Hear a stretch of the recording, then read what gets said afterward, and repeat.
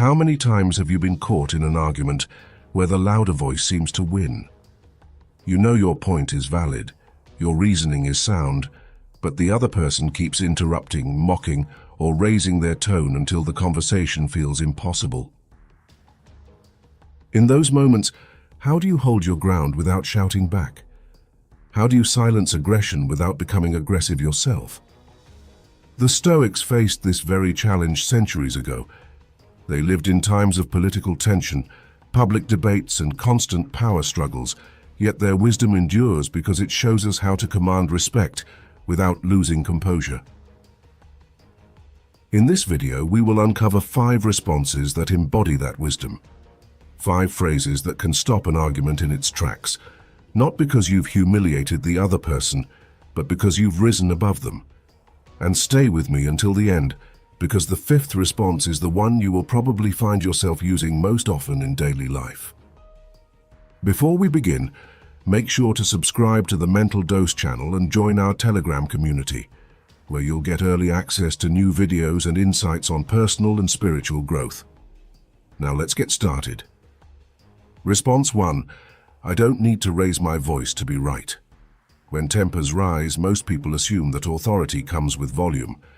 But in reality, the louder someone shouts, the less persuasive they become.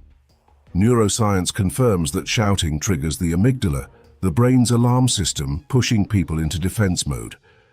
Calm speech, by contrast, activates the prefrontal cortex, associated with reasoning and trust.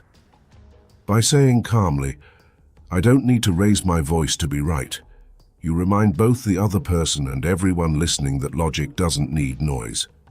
You separate truth from volume. The phrase works in business meetings, family disputes, and public settings where composure is noticed as much as words. Epictetus insisted that self-mastery begins with the tongue. If you shout, you've already conceded control. But when you speak quietly and clearly while others lose themselves, you flip the dynamic. They look agitated, you look in charge. It's not just about silencing the aggressor, it's about showing everyone else who holds real authority. Response 2. The way you speak says more about you than it does about me. Mockery and contempt often hurt more than shouting. They are subtle attacks meant to draw you into retaliation. But this phrase removes their sting by turning the focus back on the speaker. When you say, the way you speak says more about you than it does about me, you refuse to play defense. You shine a light on their tone, forcing them to hear themselves. Psychologists describe this as a mirror response. Instead of fighting the insult, you let it reflect. Research on communication shows that when people hear their own aggression pointed out calmly, it creates cognitive dissonance. They realize their hostility says more about their character than about your worth. Seneca wrote that the wise person never lowers himself to the level of the angry, because anger feeds on reaction. This phrase starves it. In practical terms, it is useful in situations where sarcasm dominates. Workplace banter, family criticisms, social interactions where someone tries to undermine you. Deliver it with composure, then pause. The silence that follows is often heavier than any counterattack. Response 3. Let's talk when we can do it respectfully. Some discussions collapse because respect is missing. The Stoics understood that you cannot control another person's tone, but you can control what you accept. By saying, let's talk when we can do it respectfully, you establish boundaries without hostility. This response is not avoidance, it's structure. It signals that dialogue has conditions. Without mutual respect, there is no point in continuing. This is especially effective in repetitive conflicts. Partners who shout over each other, colleagues who interrupt constantly, friends who want to win rather than understand. Modern conflict resolution research supports this. Studies show that conversations framed around mutual respect are more likely to de-escalate tension and reach constructive outcomes.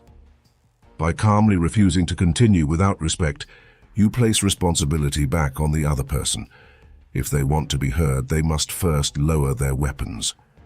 Epictetus reminded his students that dignity is preserved not by controlling others, but by controlling your standards.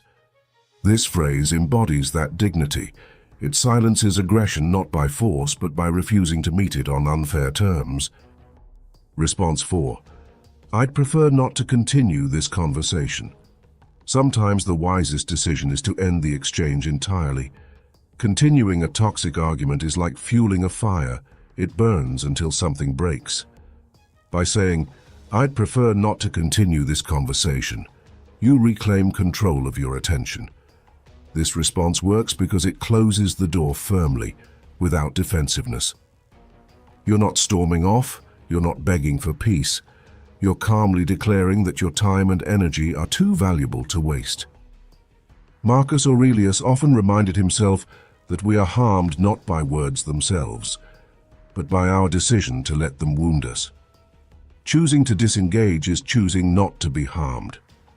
This phrase is powerful in environments where provocation is the goal, online arguments, gossip at work, or interactions with people who thrive on drama.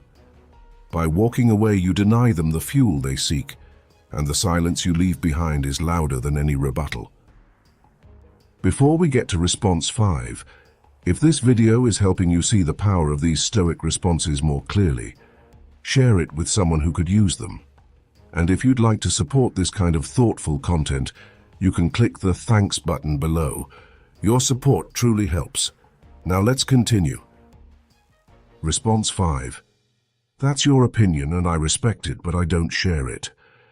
This is the most versatile and most practical of all 5 responses. It is designed for situations where conflict doesn't come from hostility but from people close to you, family, friends, colleagues, who try to impose their perspective. By saying, that's your opinion and I respect it, but I don't share it, you strike the balance between openness and independence.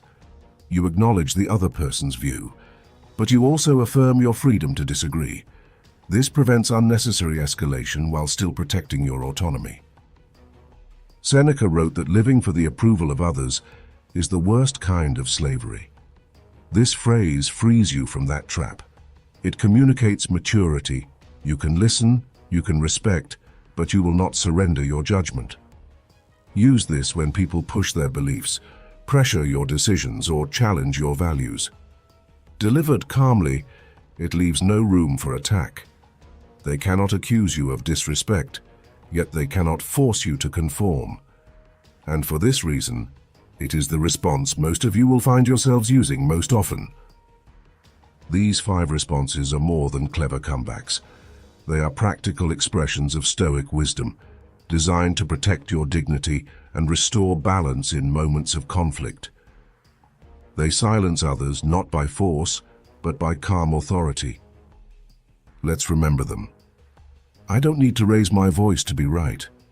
The way you speak says more about you than it does about me. Let's talk when we can do it respectfully. I'd prefer not to continue this conversation. That's your opinion and I respect it, but I don't share it.